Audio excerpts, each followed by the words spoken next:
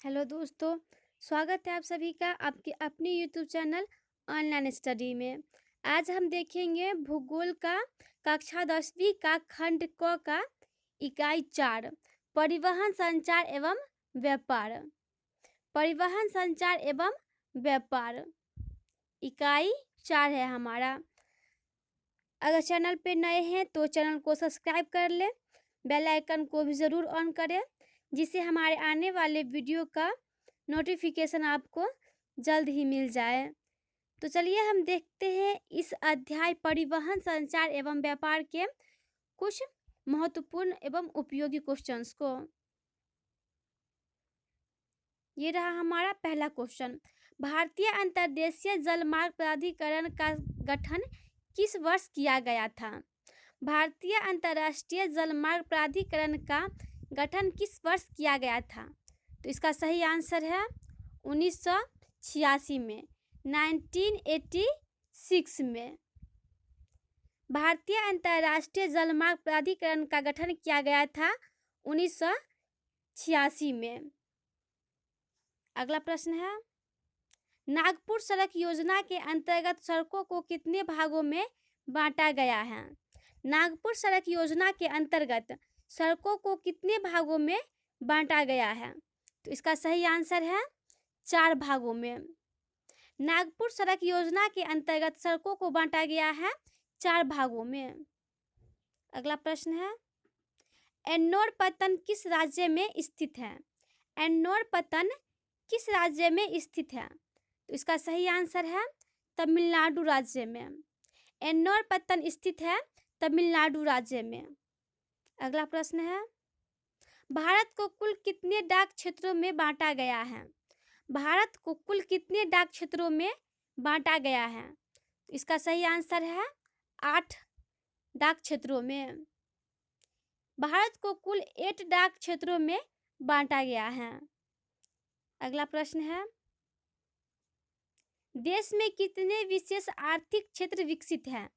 देश में कितने विशेष आर्थिक क्षेत्र विकसित हैं? तो इसका सही आंसर है 7। देश में 7 विशेष आर्थिक क्षेत्र विकसित हैं। अगला प्रश्न है, फाल्टा विशेष आर्थिक क्षेत्र कहाँ स्थित है? फाल्टा विशेष आर्थिक क्षेत्र कहाँ स्थित है?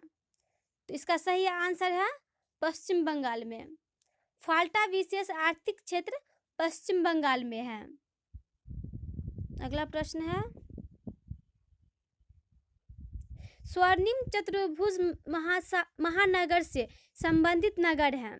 स्वर्णिम चतुर्भुज महानगर से संबंधित नगर कौन सा है? तो इसका सही आंसर है चेन्नई। स्वर्णिम चतुर्भुज महानगर से संबंधित नगर है चेन्नई। अगला प्रश्न है, भारत का सर्वाधिक विदेशी व्यापार किस मार्ग द्वारा होता है? भारत का सर्वाधिक विदेशी व्यापार किस मार्ग द्वारा होता है? इसका सही आंसर है समुद्री मार्ग द्वारा। भारत का सबसे अधिक विदेशी व्यापार समुद्री मार्गों द्वारा होता है। स्वतंत्रता प्राप्ति के समय देश में सड़कों की कुल लंबाई कितनी लाख किलोमीटर थी? स्वतंत्रता प्राप्ति के समय देश में सड़कों की कुल लंबाई कितनी लाख किलोमीटर थी? तो इसका सही आंसर है 3.88 3.88 लाख किलोमीटर थी। स्वतंत्रता प्राप्ति के समय देश में सड़कों की कुल लंबाई थी 3.88 लाख किलोमीटर। अगला प्रश्न देखते हैं, पक्की सड़कों की लंबाई की दृष्टि से प्रथम स्थान पर कौन सा राज्य है? पक्की सड़कों की लंबाई की दृष्टि से प्रथम स्थान पर कौन सा राज्य है? तो इसका सही आंसर है महाराष्ट्र। पक्की सड़कों की लंबाई की दृष्टि से प्रथम स्थान पर है महाराष्ट्र राज्य। अगला प्रश्न है, निम्नलिखित में से कौन सड़कों का एक वर्ग नहीं है? निम्नलिखित में से कौन सड़कों का एक वर्ग नहीं है? तो इसका सही आंसर है स्वर्णिम त्रिभुज मार्ग। स्वर्णिम त्रिभुज मार्ग सड़कों का एक वर्ग नहीं है। अगला प्रश्न है, भारत के किन शहरों में मेट्रो रेल सेवा उपलब्ध है? भारत के किन शहरों में मेट्रो रेल सेवा उपलब्ध है? तो इसका सही आंसर है कोलकाता, दिल्ली। कोलकाता, दिल्ली शहर में रेल मेट्रो उपलब्ध है। भारत के कोलकाता, दिल्ली शहर में मेट्रो रेल सेवा उपलब्ध है। अगला प्रश्न है, किस वर्ष इंडियन एयरलाइंस को इंडियन नाम दिया गया? किस वर्ष इंडियन एयरलाइंस को इंडियन नाम दिया गया? इसका सही आंसर है 2005 में। 2005 में इंडियन एयरलाइंस को इंडियन नाम दिया गया। अगला प्रश्न है, स्थानिक से अंतर्राष्ट्रीय स्तरीय अर्थव्यवस्था को जीवन शक्ति दी है। स्थानिक से अंतर्राष्ट्रीय स्तरीय अर्थव्यवस्था को जीवन शक्ति दी है। इसका सही आंसर है व्यापार। व्यापार के कारण स्थानिक से अंतर्राष्ट्रीय स्तरीय अर्थव्यवस्था को जीवन शक्ति मिली है। व्यापार होगा इसका सही आंसर। अगला प्रश्न है, आधुनिक संचार तथा परिवहन के साधन हमारे देश और इसकी आधुनिक अर्थव्यवस्था को करते हैं।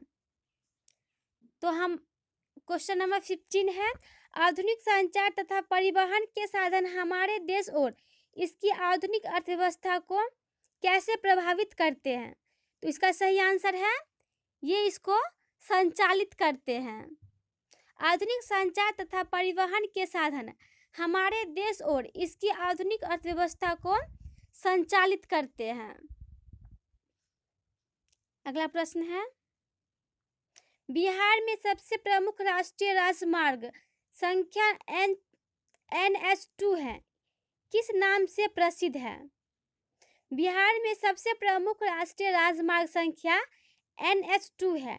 यह किस नाम से प्रसिद्ध राजमार्ग संख्या है? तो इसका सही आंसर है ग्रैंड ट्रंक रोड। राष्ट्रीय राजमार्ग संख्या NH2 ग्रैंड ट्रंक रोड नाम से प्रसिद्ध है। अगला प्रश्न है, भारत में सड़कों का जाल लगभग कितना लाख किलोमीटर है? भारत में सड़कों का जाल लगभग कितना लाख किलोमीटर है? इसका सही आंसर है 23 लाख किलोमीटर। भारत में सड़कों का जाल लगभग 23 लाख किलोमीटर का है। अगला प्रश्न है, राष्ट्रीय राजमार्ग संख्या 7 का दक्षिणतम किनारा है। राष्ट्रीय राजमार्ग संख्या 7 का दक्षिणतम किनारा कौन सा है? तो इसका सही आंसर है कन्याकुमारी। राष्ट्रीय राजमार्ग संख्या 7 का दक्षिणतम किनारा है कन्याकुमारी। अगला प्रश्न है, प्रति 100 वर्ग किलोमीटर क्षेत्र में सड़कों की लंबाई को क्या कहा जाता है? प्रति 100 वर्ग किलोमीटर क्षेत्र में सड़कों की लंबाई को क्या कहा जाता है? तो इसका सही आंसर है सड़क घनत्व।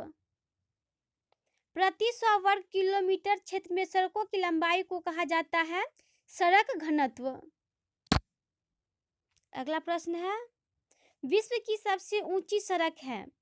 विश्व की सबसे ऊंची सड़क किस देश में है? तो इसका सही आंसर है चीन में। विश्व की सबसे ऊंची सड़क है चीन में। अगला प्रश्न है,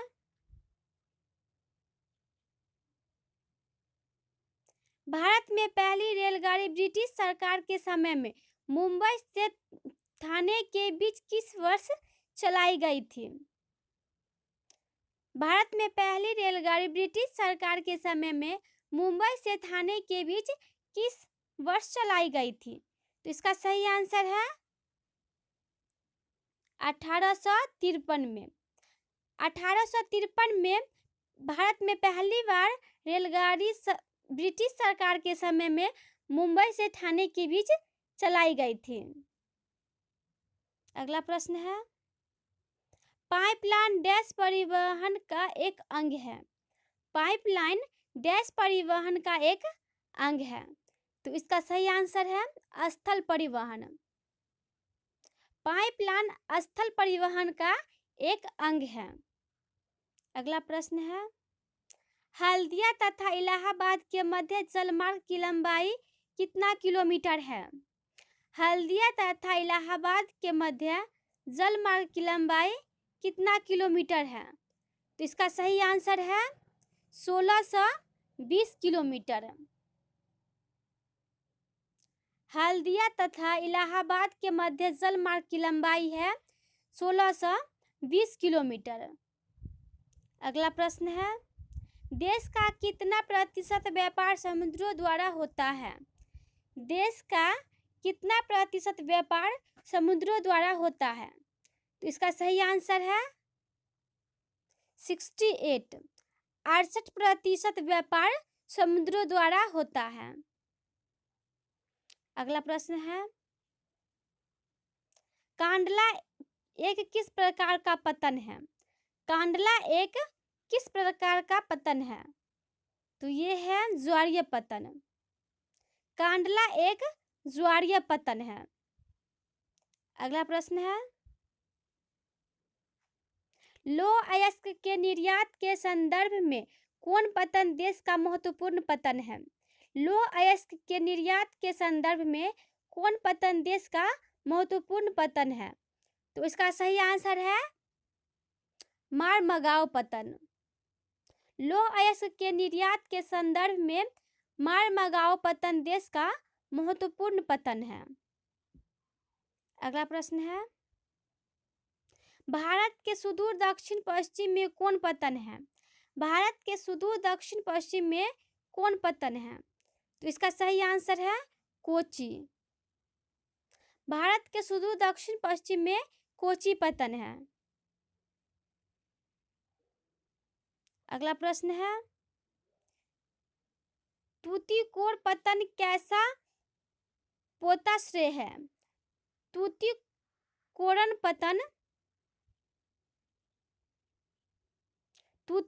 पतन कैसा पोताश्रय है? तो इसका सही आंसर है प्राकृतिक। तूतीकोरन पतन एक प्राकृतिक पोताश्रय है। भारत का डाक संचार तंत्र विश्व का डैश संचार तंत्र है? भारत का डाक संचार तंत्र विश्व का कैसा संचार तंत्र है? तो इसका सही आंसर है बृहत्तम। भारत का डाक संचार तंत्र विश्व का बृहत्तम डाक संचार तंत्र है। अगला प्रश्न है, भारत में समाचार पत्र लगभग कितनी भाषाओं तथा बोलियों में प्रकाशित होती हैं? भारत में समाचार पत्र लगभग कितनी भाषाओं तथा बोलियों में प्रकाशित होती हैं? तो इसका सही आंसर है 100 भाषाओं तथा बोलियों में। भारत में समाचार पत्र लगभग 100 भाषाओं तथा बोलियों में प्रकाशित की जाती है। अगला प्रश्न है, परिवहन, संचार तथा व्यापार एक दूसरे के क्या हैं? परिवहन, संचार तथा व्यापार एक दूसरे के क्या है? इसका सही आंसर है एक दूसरे के ये पूरक हैं। परिवहन, संचार तथा व्यापार एक दूसरे के पूरक हैं। अगला प्रश्न है, देश की सबसे पुरानी सड़क कौन है? देश की सबसे पुरानी सड़क कौन है? तो इसका सही आंसर है, देश की सबसे पुरानी सड़क है grand trunk road. Grand trunk road देश की सबसे पुरानी रोड है, सड़क है। तो ये था हमारा इस अध्याय का कुछ महत्वपूर्ण क्वेश्चन, आपके आने वाले स्टेट एग्जाम के लिए उपयोगी होगा। अगर इस वीडियो का आप लोग को PDF चाहिए तो आप लोग टेलीग्राम चैनल को ज्वाइन करें। आपको इसका लिंक मिल जाएगा वीडियो के डिस्क्रिप्शन में। आपको वहां से हर वीडियो का PDF मिल जाएगा। चैनल पे नए हैं तो चैनल को सब्सक्राइब ज़रूर करें, बेल आइकन को भी ऑन करें। तो चलिए हम मिलते हैं आप लोगों से आपके भूगोल के अगले अध्याय में कुछ महत्वपूर्ण उपयोगी प्रश्न के साथ।